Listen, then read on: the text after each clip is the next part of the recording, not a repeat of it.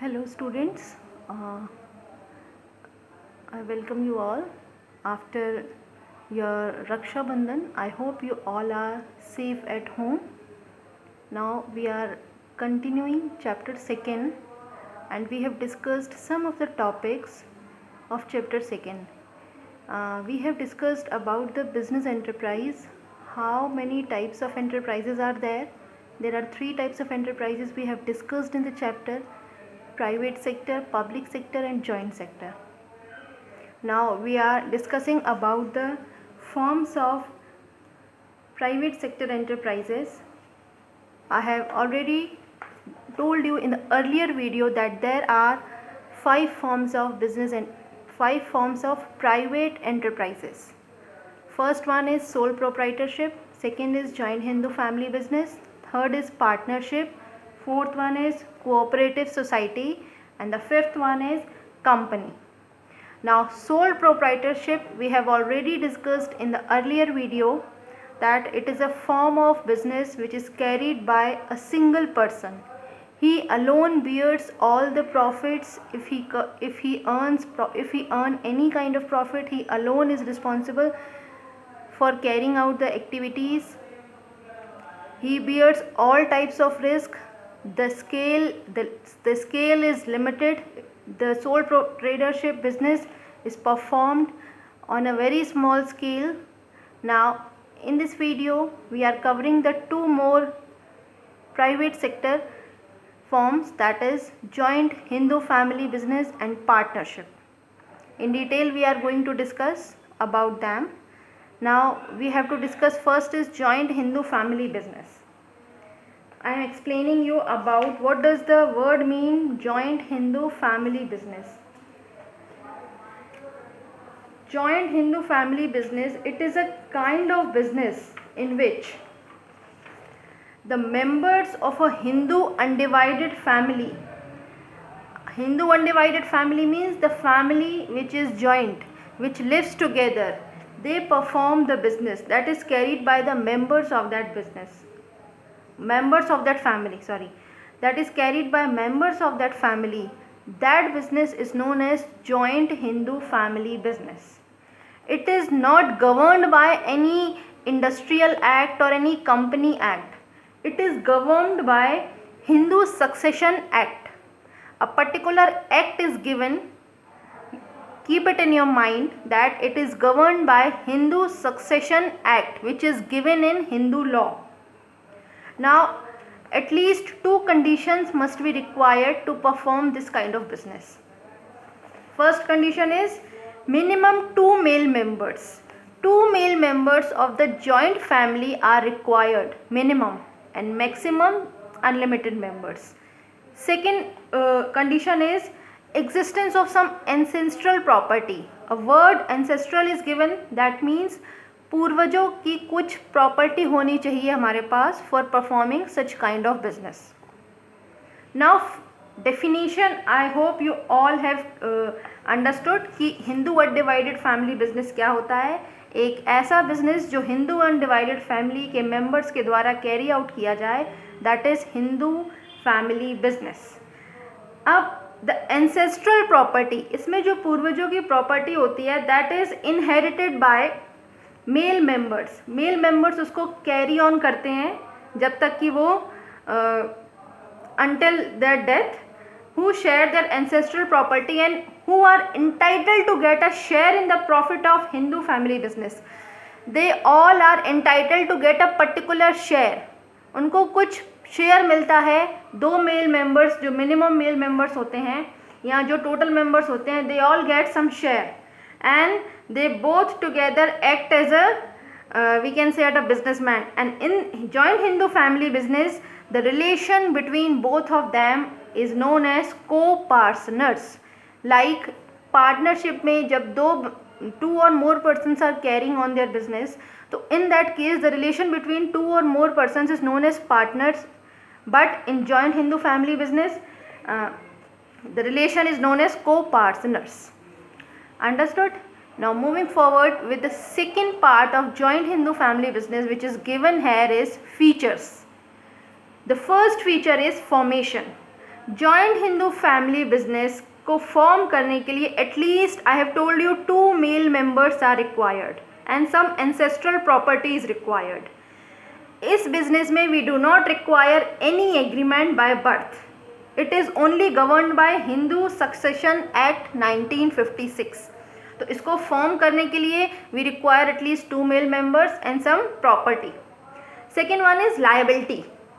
Liability, I have earlier told you in the last video, the meaning of liability means the losses or the profit for which you are being liable, यानी state of being responsible for something.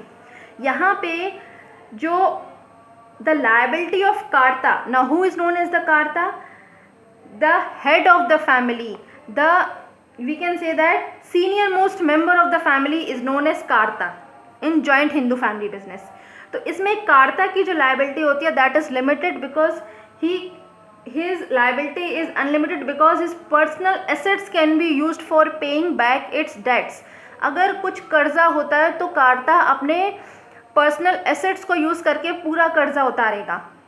जो market में पैसा देना है या जो किसी को कुछ करना है.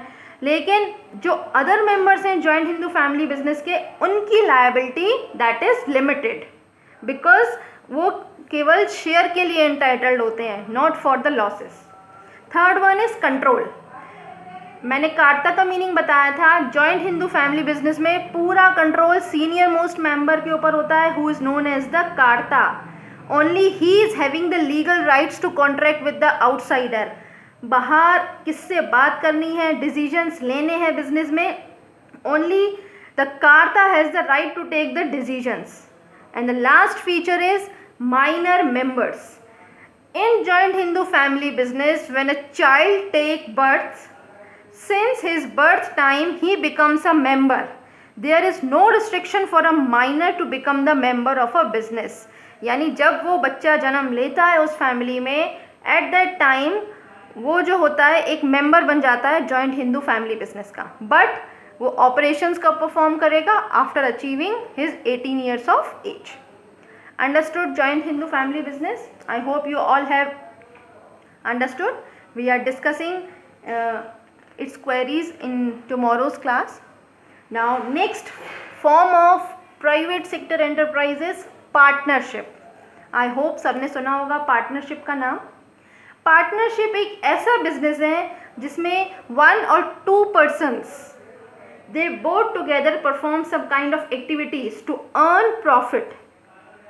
This form of business starts to overcome the problem of sole proprietorship.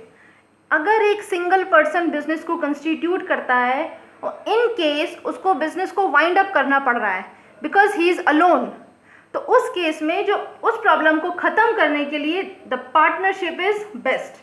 Now definitions given by different authors. The most important definition is of the Indian Partnership Act 1932. It is the relation between 2 or more persons. 2 or more persons के बीच में जो relation होता है उसको partnership बोलते हैं. तो ये रिलेशन है 2 या 2 से ज़्यादा लोगों के बीच में जिन्होंने एग्री किया है कि वो फ्यूचर में प्रॉफिट को शेयर करेंगे ऑफ द बिजनेस. किस चीज़ का प्रॉफिट शेयर करेंगे? बिजनेस का, which they are performing carried on by all. सब लोग जो मिलके एक साथ करते हैं, और any one of them acting for all. यहाँ तो कोई एक एक्ट कर रहा है सबके बिहाफ पे. Now features of partnership. Definition is cleared. Moving to the second point which is given, features. First one is formation. Partnership business form कैसे होता है? सबसे पहले तो गवर्नड. इसको गवर्न कौन करता है? जॉइंट हिंदू फैमिली बिजनेस को गवर्न करता था हिंदू सक्सेशन एक्ट, और पार्टनरशिप को गवर्न करता है द इंडियन पार्टनरशिप एक्ट 1932. ये एग्जिस्टेंस में तब आया था, it comes into existence bye legal agreement between the partners. 2 partners के बीच में लीगल एग्रीमेंट जब हो तब पार्टनरशिप बनना स्टार्ट हो जाता है. अब इस एग्रीमेंट में क्या दिया रहता है? The terms and conditions of partner. Terms and conditions यानी देयर नेम, देयर एड्रेसेस, किस चीज़ का बिजनेस स्टार्ट किया है, कब स्टार्ट किया है, कब तक चलेगा, उसके बाद कब कितने टाइम पीरियड बाद रिन्यू होना है, एड्रेसेस ऑफ पार्टनर्स. तो each and every term and condition is given, किस रेशियो में प्रॉफिट एंड लॉसेस को शेयर करेंगे, these all terms and conditions are given in the agreement. The partners must enter into an agreement by carrying a lawful business. एक lawful business को create करना है, लेकिन unlawful business को create नहीं करना है. Suppose करिए if two people join together, दो लोगों ने मिलके एक साथ बिजनेस को स्टार्टअप किया. बिजनेस को स्टार्टअप करने के बाद वो कुछ अनलॉफुल एक्टिविटीज करने लगे, लाइक गैम्बलिंग, जुआ खेलने लगे, तो this does not constitute a partnership. Partnership केवल उसी केस में होगा जब हमारी एक्टिविटी लॉफुल होगी. That is our main motive is to earn profit only. So formation is cleared. Second one is liability. The liability of all the members in partnership firm is unlimited. Why it is unlimited? Because all the partners are individually liable to pay back the debts. यानी कि हर partner ने कुछ ना कुछ amount of capital invest किया है business में, तो वो भी लायबल रहेंगे अगर कोई लॉस होता है. At the time of loss, if the company's assets are not sufficient to pay back the debts, then the creditors can claim over the personal properties of the partners also. Loss के time में अगर company के पास इतने assets नहीं हैं, इतनी संपत्ति नहीं है कि वो कर्जा उतार पाए, तो क्रेडिटर्स यानी जिसको पैसा हमको देना है वो हमारी पर्सनल प्रॉपर्टी पे क्लेम भी कर सकते हैं. तो पार्टनर्स को अपनी पर्सनल प्रॉपर्टी को भी बेचना पड़ेगा in future. Third one is risk bearing. The partners of the partnership firm can share the profits in the specified in the agreement. Profits उसी रेशो में शेयर होगा जो कि एग्रीमेंट में मेंशन है. अगर कोई रेशो नहीं है तो प्रॉफिट इक्वली डिवाइड होता है between the partners. Next is decision making. Her partner को अलाउ है कि वो पार्टनरशिप फर्म में एक्टिवली परफॉर्म करे. डे टू डे मैनेजमेंट को एक या दो पार्टनर्स कर सकते हैं मिलके, लेकिन जब क्रूशियल डिसीजंस की बात आए, जब वेरी इंपॉर्टेंट डिसीजंस की बात आए, तो it is very necessary for all the partners to get consulted. सबसे कंसल्ट करना है. Next is continuity. कंटिन्यू कब तक रहता है पार्टनरशिप फर्म? पार्टनरशिप फर्म तब तक कंटिन्यू रहता है जब तक कि सारे पार्टनर्स बंद करने की ना सोचें एक साथ. अगर इन केस ऐसा होता है कि किसी एक पार्टनर की डेथ हो जाती है या एक पार्टनर रिटायर हो जाता है, तो उसके बाद जो रिमेनिंग पार्टनर्स हैं वो अपने एग्रीमेंट पे अपने बिजनेस को कंटिन्यू रख सकते हैं. तो उस केस में वो आउटगोइंग पार्टनर को क्लेम कर देंगे और उसके बाद बिजनेस को कंटिन्यू कर सकते हैं. अगर कुछ प्रॉफिट हुआ है तो वो प्रॉफिट हम आउटगोइंग पार्टनर को दे दें जो रिटायर हो रहा है, तो उसके बाद हम अपने बिजनेस को कंटिन्यू कर सकते हैं. Next is number of partners. The minimum number of partners to form a partnership firm are 2. Minimum 2 members are required and maximum 100 subject to the number prescribed by the government. Government ने ये बोला है कि maximum 100 as per companies act 2013, but at present 2014 में the maximum number is prescribed by the government is 50. So after 2014 government ने maximum limit 50 कर दी थी. Next is seventh is mutual agency. Mutual agency क्या होती है? हर पार्टनर हर फर्म में ओनर भी होता है और एजेंट भी होता है. तो the acts of one partner are binding on other partners. एक पार्टनर का एक्ट दूसरे पार्टनर को जोड़ के रखता है. तो यहाँ पे हर पार्टनर ओनर भी है और एजेंट भी है. That is all about mutual agency. It is carried on by all the partners and by any one of them acting on the behalf. ये बिजनेस ऐसा है जो कि सबके द्वारा, सारे पार्टनर्स के द्वारा कैरी ऑन किया जाता है, या कोई एक बंदा जो सबके बिहाफ पे एक्ट कर रहा हो. But in partnership each partner is its agent and its owner also. Now features are cleared. I hope you all are getting me. If facing doubts, we will be discussing in tomorrow's class. Next is merits of partnership. Merits means, the word merit means advantages. Partnership business को करने से क्या क्या फ़ायदे हो सकते हैं? The first merit is easy to form. Partnership को स्टार्ट करना that is very easy. कोई लीगल फॉर्मेलिटीज़ नहीं चाहिए. No legal formalities are required. केवल Even registration is also not compulsory. It is given in Indian Partnership Act 1932 that the registration of partnership firm is also not compulsory. So it is very easy to form.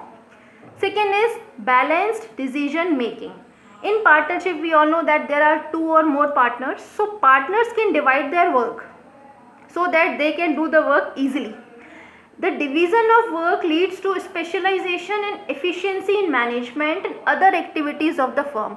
अगर हम work को divide करेंगे तो हर person अपनी अपनी field में specialise हो जाएगा. If all the partners together work, तो हर पर्सन अपनी अपनी फील्ड में, हर पार्टनर अपनी अपनी फील्ड में स्पेशलाइज हो जाएगा और मैनेजमेंट के काम में एफिशिएंसी आएगी. यानी without wastage of resources we can perform, we can produce more output. Third one is larger financial resources. We all know that partnership में क्या रहता है, हर पार्टनर कुछ ना कुछ अमाउंट कंट्रीब्यूट करता है, कुछ ना कुछ अमाउंट लगाता है बिजनेस में. तो उसमें फाइनेंशियल रिसोर्सेज हमारे इतने ज़्यादा हो जाते हैं कि हम बिजनेस को बहुत अच्छे से कैरी कर सकते हैं. The financial resources of partnership are larger than sole proprietorship और joint Hindu family business. Sole proprietorship में तो एक अकेला बंदा होता है, उसको लिमिटेड कैपिटल इन्वेस्ट करना है. जॉइंट हिंदू फैमिली बिजनेस में हमारे पास भी लिमिटेड एंसेस्ट्रल प्रॉपर्टी होती है.